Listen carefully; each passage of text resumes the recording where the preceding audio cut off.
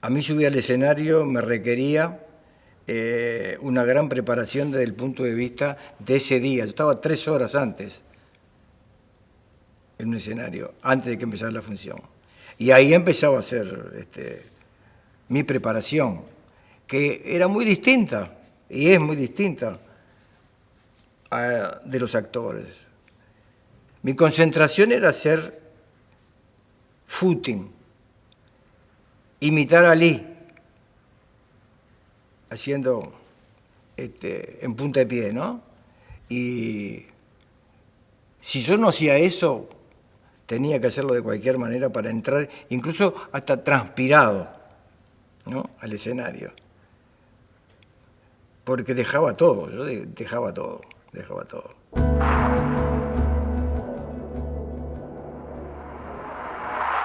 Toda mi vida, hasta el día de hoy, está marcada, muy marcada, por el lugar donde nací, en la calle José María Ró 1131, en el barrio Sur. Ahí nací, en mi casa, con una partera. Y para mí el barrio Sur significa mucha cosa, mucha cosa. Si yo pasaba más de Canelones, por ejemplo, era como estar, no sé, en Europa. Es como si hubiera viajado a un lugar impresionante. Pero mi vida fue esa, ahí fui a la escuela, ahí sufrí la muerte de mi padre, que también me marcó hasta ahora, el asesinato de mi padre. Yo en la escuela, ya te digo, yo le copiaba, era muy mal alumno y era bastante violento porque al enterarme cómo fue la muerte de mi viejo, mi carácter cambió, obviamente, ¿no? Cambió totalmente y era bastante violenta. Lo único que me gustaba era leer y decir poemas. Y el fin de año, el último año que estuve, podemos decir que ahí fui mi debut teatral, ¿no? En un patio enorme, que había 400 personas fácilmente. Yo dije un poema de un autor argentino muy popular que se llamaba Héctor Gagliardi, Los Reyes Magos, y lo dije frente a 400 personas y realmente fue un acontecimiento para mí y para el barrio. Y en la escuela conocí a una persona que fue un sustituto, entre comillas, de mi padre, que fue un maestro que se llamaba Libertario Esteves. Libertario Esteves era un maestro que estaba fuera de las reglas de lo que podría ser un maestro en aquel entonces. Te estoy hablando del año 44. Y él fue el que me dijo que había una institución que se llamaba Escuela Municipal de Arte Dramático. Él creía que yo tenía condiciones y, bueno, me inscribí de careta nomás porque mi vida era el fútbol. Lo único que yo aspiraba es jugar al fútbol, nada más. Y si podía jugar en Nacional, mejor.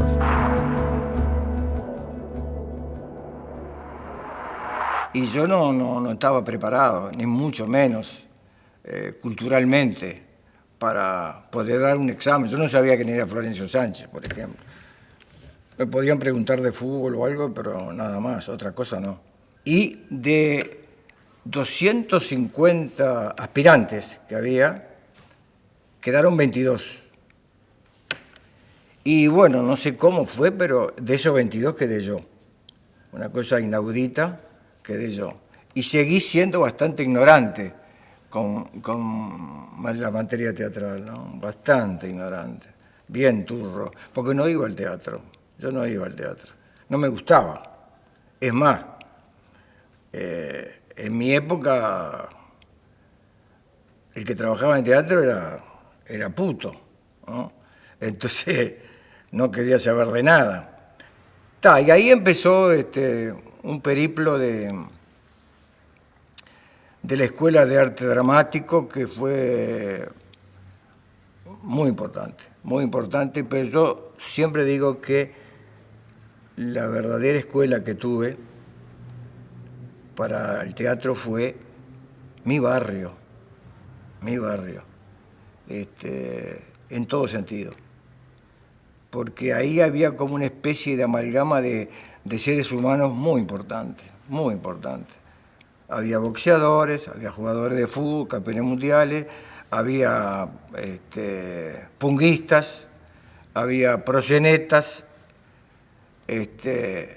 pero había autores de tango, como Antonio Cassiani, y yo me formé con todo ese aire, que a mí me encantaba. Y yo sé que con el tiempo me di cuenta que todo ese aire que yo respiraba y que vivía, me hacía bien para el teatro. Me hacía bien porque eran mis raíces, que siguen siendo, y yo las volcaba en el teatro. En el año 1960 la comedia estrenó una obra que se llamaba Un tal Servando Gómez, de Samuel Eichelbaum, dirigida por Rubén Yáñez, y bueno, se precisaba un muchacho que fuera el hijo de Alberto Candó. Me dijeron a mí, y esa fue, te diría yo, con 21 años, un coprotagonista de Maruja Santulo y de Candó en el Teatro Solís. Fue muy fuerte. Yo todavía no entendía bien qué estaba haciendo ahí, al punto tal que me fue tan bien que no tuve más remedio que invitar a la gente de mi barrio, ¿no? A los lumpen de mi barrio, para que me fueran a ver, para que vieran que no me he ido para el otro lado. Entonces el espectáculo fue fantástico porque justo yo hacía el hijo de un compadrito, no, pero de un laburador que se vestía tipo gángster. Entonces cuando me vieron así, un poquito así, quedaron deslumbrados y quedaron locos de la vida. Ah, mirá, el Polito nos deja bien sentados. Yo me había mudado, hacía tiempo que no estaba en el barrio. Y después de tanto tiempo, que verme pelear en la calle, hasta hacer guantes, que hice guantes en la Asociación Cristiana de Joven, ver arriba de un escenario con Candó y era una cosa que no se podía entender, Y eso me quedó, es una satisfacción muy grande que tengo y nunca más la voy a olvidar, por supuesto. La composición de ese personaje que hice yo en tal Servando Gómez, realmente yo empecé a acordarme, a motivarme con actores, fundamentalmente actores norteamericanos, ¿no? Y los imité, realmente los imité, no fue una composición de actor, ni mucho menos. Por ejemplo, yo siempre tuve presente a Humphrey Bogart, siempre, a James Caan, por supuesto, un poquito más para acá, a Marlon Brando, que se puede hablar de antes y después de Marlon Brando, ¿no? Pero el personaje de un tal Servando Gómez, hasta le copié los tics y de James Canning, Humphrey Bogart, que para mí fueron maestros, que yo no lo aprendí en la escuela. Yo no lo pude aprender en la escuela. A mí no me entraba el verso español. Los buenos modales, que estaba bien, obviamente, pero no me entraba. Entonces, toda esa época del cine negro norteamericano, entre el 40 y el 50, para mí también fue una escuela muy importante.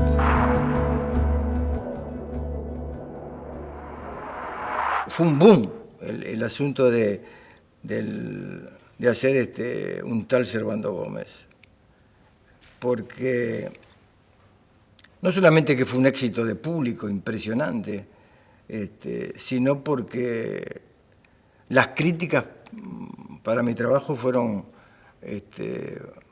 laudatorias, ¿no? Muy grandes. Y ahí corrí el peligro de llenarme el culo de papelito, porque era bravo.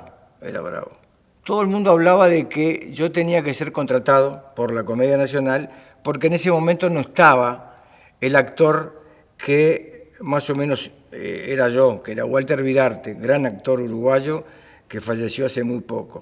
Y bueno, yo no había hecho los exámenes de la escuela, lo único que había hecho era solamente arte escénico, y se precisaba tener todas las materias. Yo no las hice. Entonces, Rubén Yáñez me dijo: Julio, prepárate, porque Zabala Muniz quiere que vos estés en el elenco. Y digo: Rubén, ¿y qué voy a tener que estudiar todo? Todas esas cosas que para mí no eran de terror, ¿no? Prepárate, me dijo, prepárate. Bueno, no sé cómo hice, pero me preparé. Lenguaje, historia, todo ese tipo de dibujo. Fui a dar el examen. Y cuando entré al salón, había todo un panel de personalidades grandes que daban el visto bueno a que vos terminaras la escuela. Y me empezaron a hacer preguntas de distintas materias. Yo nada. Lo único que sabía era el verbo y el predicado, porque más o menos me lo había aprendido de memoria, pero después no sabía nada, teatro griego, nada. Entonces Rubén, que me quiso tirar en un centro, me dice: Julio, ¿te acordás de tal cosa y tal cosa? Y ahí me empecé a bloquear. Me quedé callado, miré para abajo y no contesté nada. Agarré y me levanté frente al jurado que había y me fui. Me fui a un boliche que estaba a 2 cuadras de mi trabajo en la Comisión Nacional de Educación Física, y bueno, y ahí me agarré un pedo de película tomando grapa con limón, porque yo no podía creer el papelón que había hecho. Por suerte, no me contrataron en ese momento, porque si me hubiera contratado la Comedia, yo no hubiera hecho nunca todo lo que hice posteriormente. Era imposible. Bueno, la empresa, perdón, un momento de locura, fue una locura, realmente fue una locura. Representó mucho para mí, y creo que en ese momento representó mucho para la gente, en ese momento tan difícil, ¿no? Año 1981, plena dictadura. Sí, fue una obra emblemática, yo lo reconozco, y fue, estando ahora en el 2013, la gente se acuerda del personaje y se acuerda de la empresa, ¿no? Por supuesto. Gran recuerdo tengo de la empresa.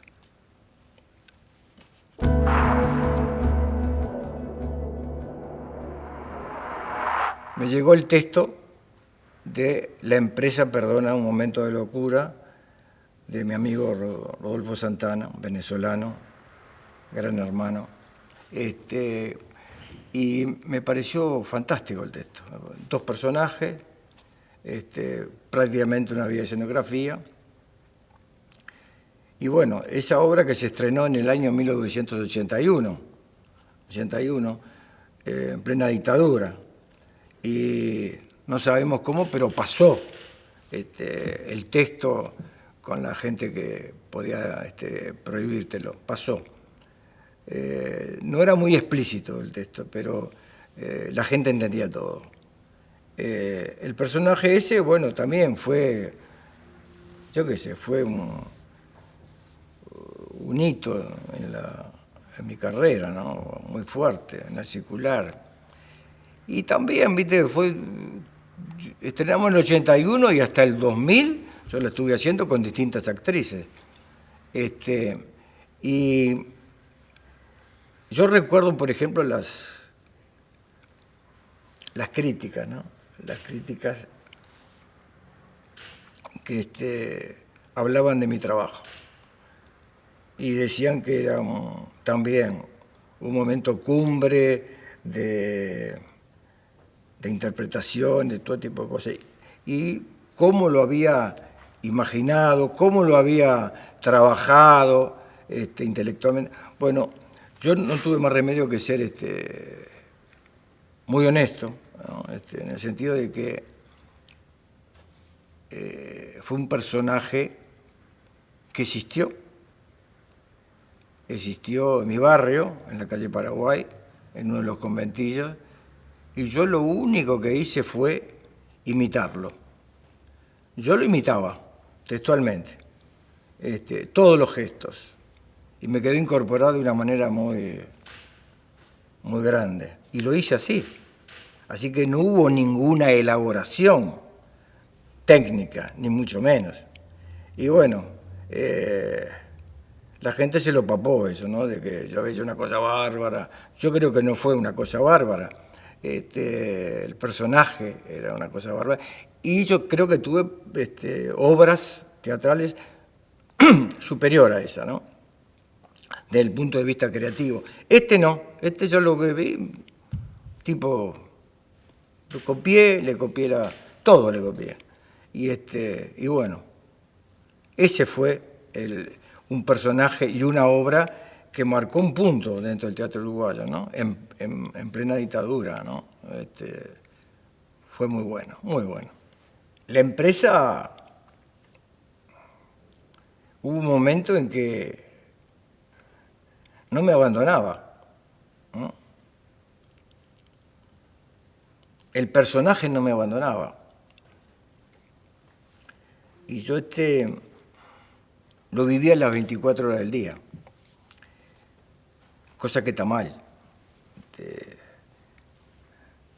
Me levantaba siendo Orlando Núñez, el personaje, y me acostaba a dormir siendo el mismo personaje. Eso es malo para un actor, eso es horrendo. Bueno, yo sufría mucho con ese personaje. Sufría terriblemente. Una obra con un final muy violento, que además la hicimos por todos lados. Yo lo que tendría que decirte fue dónde no la hicimos, ¿no? No sé, la hice primero con Marisa Ramis, después la hice con Silviano Varese, después la hice con Julita Moller. Julita Moller estuvo estupenda. Y después la hice con Alejandra Wolf, mi señora.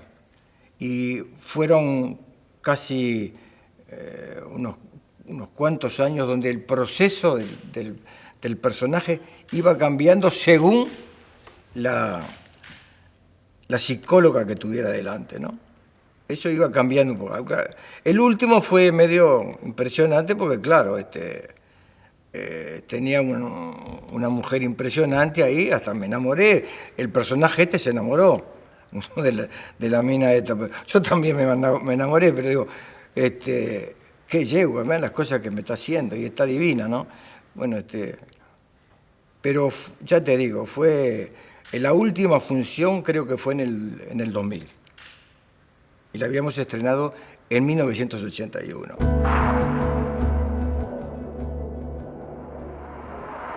En el año 87, 2 años después de con la democracia, me llegó un texto que me lo sugirió Walter Reino, que se llamaba Potestad, de Eduardo Pavlovsky. Es un texto muy, pero muy fuerte también, muy fuerte porque es un monólogo. Es un monólogo de un médico certificador de muertes, pero que es un gran señor, tipo muy educado, con familia, que había secuestrado a una nenita recién nacida. Y pasado el tiempo se la llevan los padres se llevan a la fuerza. Y la obra está dividida en 2 partes. Una parte, la primera parte es una presentación del personaje que el público no sabe quién es, pero que es un tipo muy... adora a la mujer, adora a la hija, hasta que le pasa eso que se la viene a buscar. Y ahí le sale toda la mierda para afuera. Y una obra que se puede hacer ahora, porque mantiene toda la vigencia. Una obra que se puede hacer ahora perfectamente. Y yo me propuse volver a hacerla. Hace 4 o 5 meses me propuse hacerla cuando estaba haciendo El precio de Arthur Miller en el Galpón, y empecé a cartearme con el director que está en España y llegué a la conclusión de que no podía hacerla. No podía hacerla porque el esfuerzo era muy grande, un monólogo que dura 1:10, el tipo habla y habla y habla, y con gran tristeza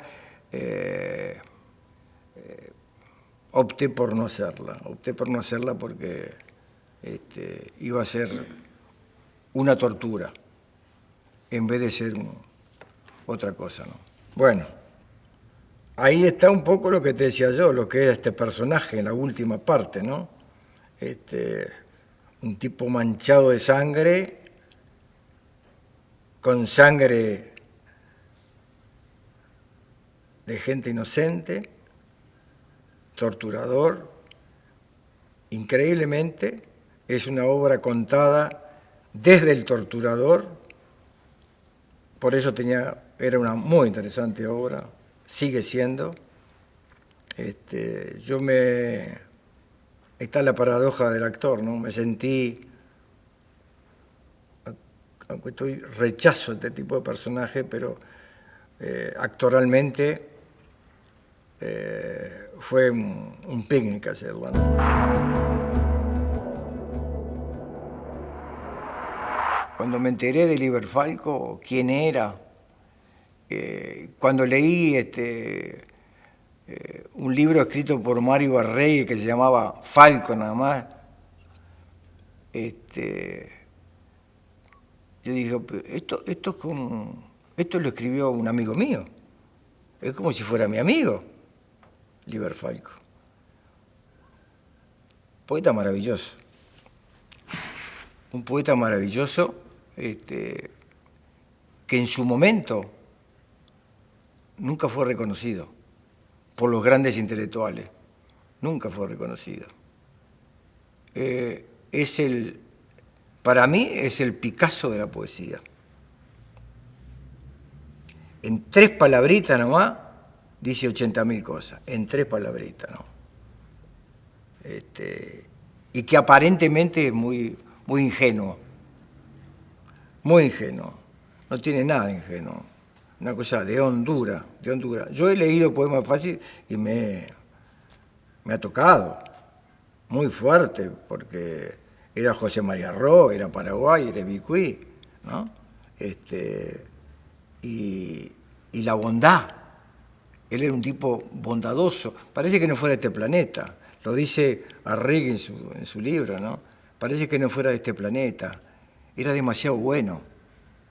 Era demasiado bueno, un tipo muy bueno, que no sé si ahora estaría, no sé. Yo hice una obra de él que compaginó Luis Vidal en el Circular, que se llamaba Cometa sobre los muros, en el año 84.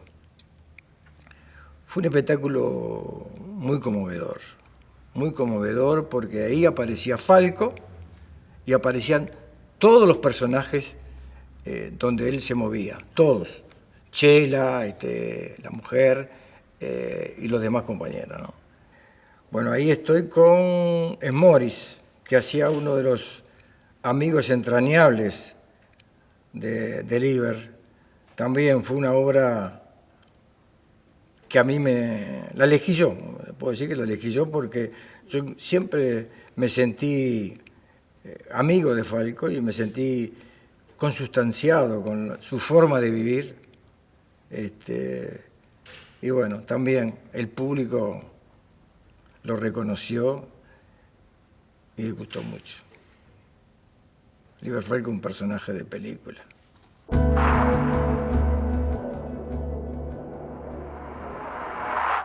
Actuar. Yo actué siempre, me parece. Antes de que me recibiera como actor. Desde chico. Pero desde chico. Los espejos para mí eran fundamentales. Terminaba la matiné del Apolo o del Normandie, los dos cines que eran del barrio, y lo primero que hacía era meterme en el dormitorio, mirarme al espejo y empezar a actuar. Yo no pensaba en el teatro para nada. Es una actuación. Actuar es, no sé cómo explicarte, actuar es subir a un escenario. Para el actor debería ser una fiesta. Debería. Debería ser un motivo de alegría. Si se pierde eso, es mejor dejar. Hay actores que sufren mucho y no está bien. Incluso hasta en los dramas. Hay que divertirse. Incluso en el oficio, aunque sea un drama. Yo lo he hecho. Y tener mucha inconsciencia, ¿no? Ser inconsciente y ser loco. Bueno, Alberto Candó, me tendría que parar para decir Alberto Candó, ¿no? Porque Alberto Candó fue, además de un gran actor, una persona extraordinaria.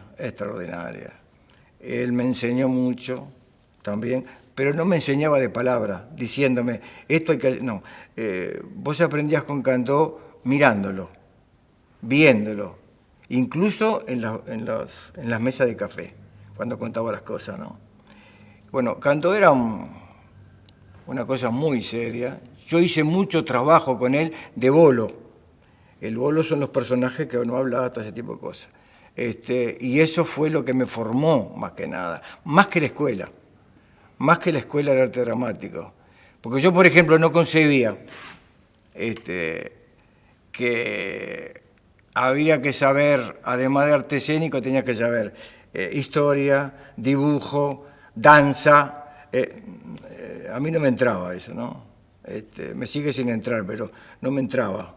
Para mí, con la cuestión de saber más o menos moverte en el coso, ya estaba. Otro de los referentes que, volviendo un poquito atrás, para mí fue Alberto Olmedo. Olmedo para mí era como, no sé, esa gente que uno siente como si fueran tu amigo, ¿no? Amigos tuyos, de toda la vida. Y también a Olmedo lo he imitado muchas veces lo he imitado. Y subir al escenario es una responsabilidad muy grande, es una inconsciencia muy grande, Pero es un acto de amor, ¿no? Es como estar con tu mujer y decir, wow, qué bien. Es un acto de amor. Es un acto de amor. Para mí es un acto de amor y es una opción de vida. Bueno, esta fue una experiencia fantástica, ¿no? El viaje hacia el mar. Con un autor que para mí es un clásico, que es Morosoli, basado en un cuento de Morosoli, dirigida por Casanova. Ahí está Juseca, divino, fue su último trabajo. Y bueno, para mí fue una experiencia extraordinaria, porque también me di cuenta que lo mío, desde el punto de vista artístico, y que gozo más, es estar en una filmación. Por todo lo que pasamos ahí, que fueron 25 días, mi hija tenía 4 meses, 5 meses, estuve mucho tiempo sin verla, sufrí mucho, pero gocé mucho con este tipo de trabajo. Gran película, me parece que es una gran película. Bueno, Corazón Negociador, que fue lo que estoy haciendo ahora, una obra que fue estrenada en el 2010, que fue un fracaso rotundo, vergonzoso, no fue nadie. Y ahora la estamos haciendo gracias a los auspicios de Antel por todo el interior, para gente que se está recuperando de la droga, y además se cumplió el sueño de mi vida, de ser un exboxeador.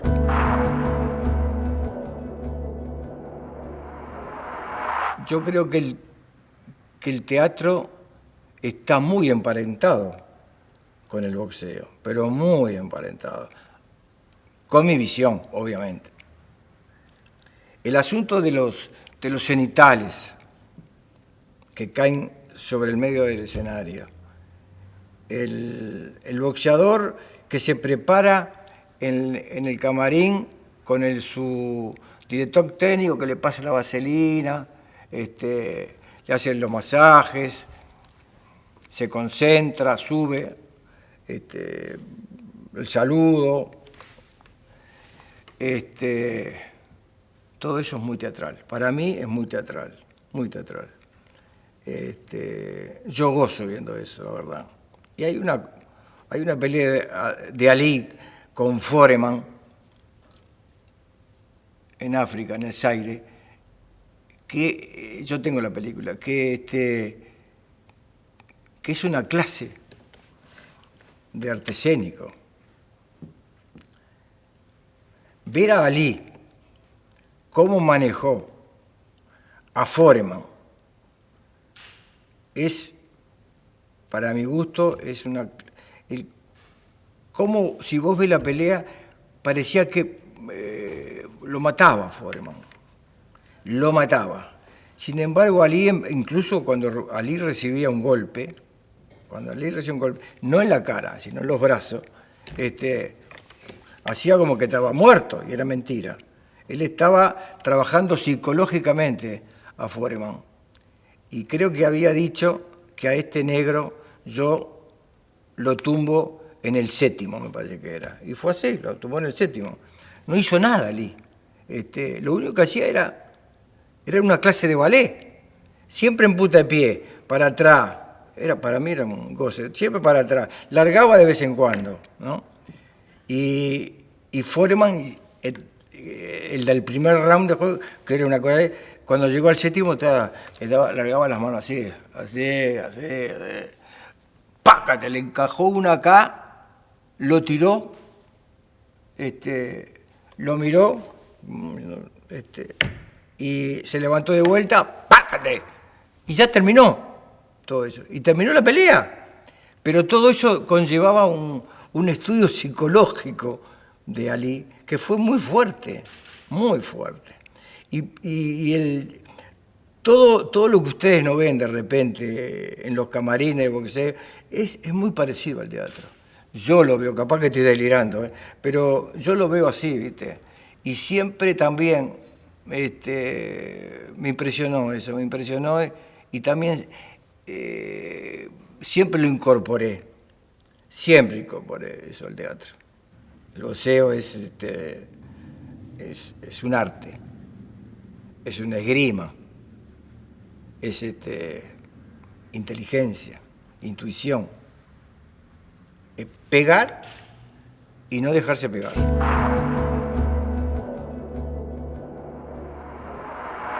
Yo soy un ardiente defensor del teatro de texto, ¿no? De obras escritas por los grandes autores. Yo no desprecio ni mucho menos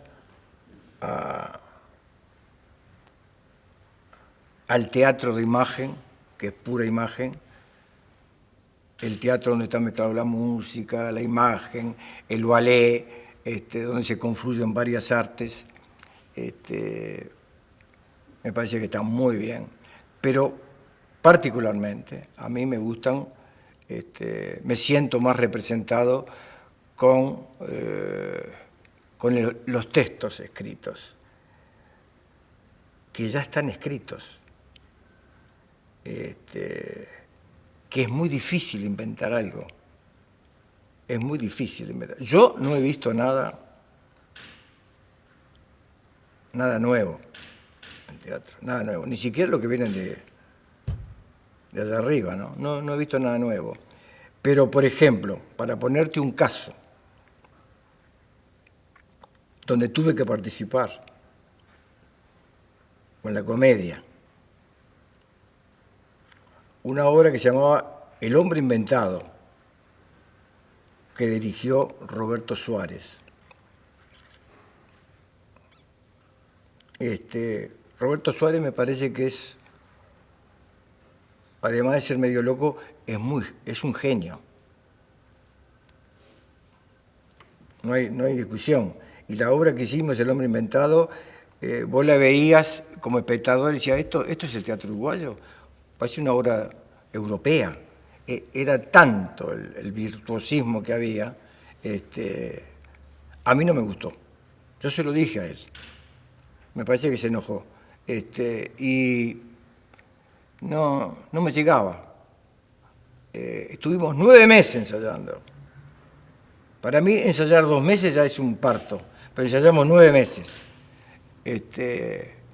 Y yo me daba cuenta de que él sabía lo que quería, Roberto, pero no es mi palo.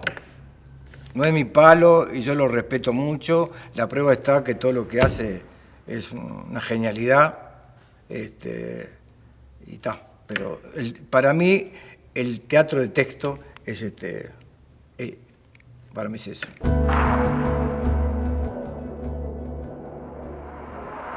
Para mí entrar a la comedia fue también un acontecimiento desde todo punto de vista humano y artístico muy grande. Entrar a la comedia a mí me cambió la vida, completamente.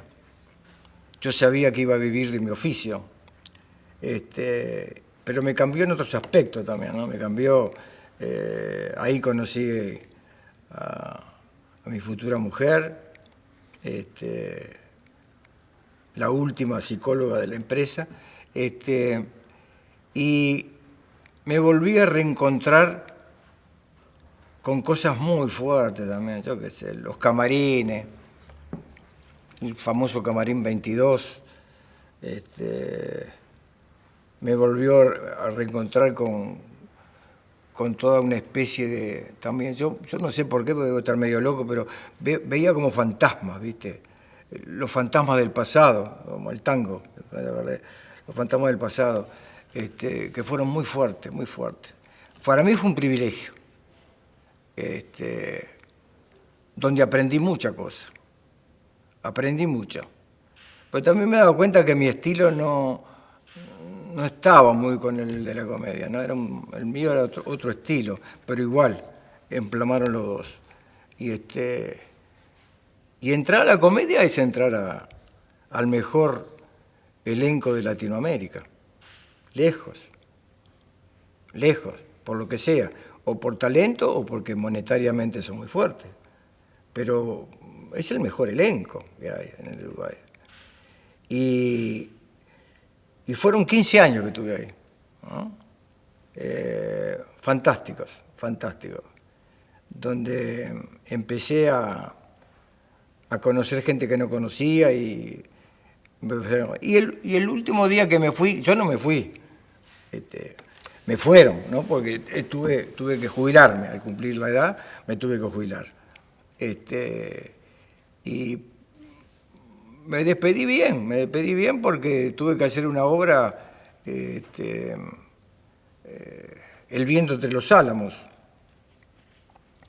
que también fue un éxito muy grande, con Pepe Vázquez y con Bolani. Y la última función que hice ahí, yo estaba muy tranquilo. Me emocionó un poco después el hecho del recibimiento del público, que fue muy fuerte. En ese público estaba mi hija, Luna, y posteriormente a eso, yo ya tenía pensado qué podía hacer después de la comedia. No me iba a quedar en mi casa a ver televisión. Y había tenido 3 proyectos bastante importantes que se cumplieron. Y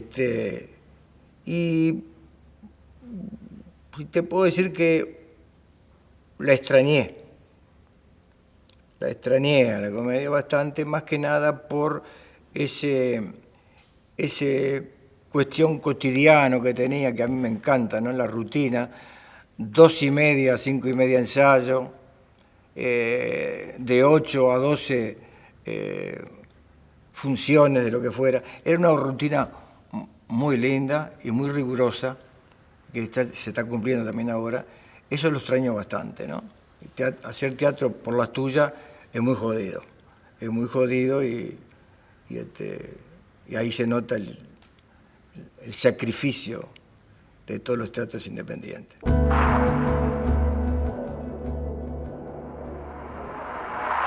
Sí, yo a veces vuelvo a mi barrio porque existe la casa donde yo nací y ir a mi barrio. Yo vivo en el barrio de Atahualpa, pero el barrio sur sigue estando en mí, ¿no? A veces voy y sufro bastante, porque recuerdo cosas, las tengo ahí como una película fija, una foto fija, y me conmueve mucho. Incluso entrar a mi casa, que sigue estando, te digo, arreglada, me produce, ¿viste? No un malestar, pero me produce como esa famosa frase de viejo barrio que ya no estás, ¿no? Te doy mi último adiós. Ahí estoy tomando mate en José María Ro, y soy yo un poco, ¿no? Esto es lo que soy yo, lo que era. Esas rejas que están ahí son las rejas que daban al sótano. Y también viendo esto me emociona mucho, ¿no? Porque Barrio Sur fue mi maestro, así será mi maestro. Y andás a ver que estoy mirando ahí. Pero es muy representativa de lo que fui yo. Alejandra Wolf, Julio Calcaño, haciendo la empresa. Creo que esto fue en el 2002, en el Atahualpa. Fue la última de las psicólogas, espero que sea la última, Y claro, del 1981 al 2000 cambió, la obra cambió y creo que cambió para bien en el sentido que se ajustó un poco a los años, ¿no? Alejandra es una actriz de película y también muy linda secuencia, una actriz de película que estábamos en la comedia los dos, pedimos permiso para hacerla y fue un encontronazo de la puta madre, impresionante. Yo la invité a hacer la empresa,